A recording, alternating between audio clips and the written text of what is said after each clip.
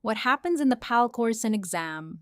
Thinking about taking the PAL course, here's exactly what to expect, so you can show up confident and ready. The course is designed for beginners, whether you're a first time firearm owner, a future hunter, sport shooter, or a rural property owner. Feeling nervous? Totally normal. Most students have never handled a firearm before. This course walks you through everything step by step. Here's the process. First, check in and orientation. Your ID is confirmed, and you'll get an overview of what's ahead.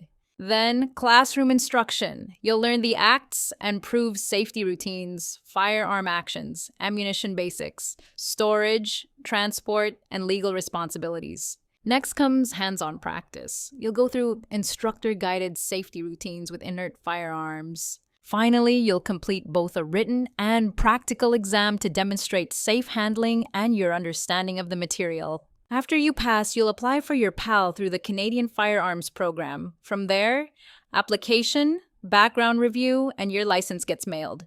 With thousands of five-star reviews, BC Firearms Academy makes it easy to start your journey. Take the first step, choose your date, register online, and show up confident knowing exactly what to expect.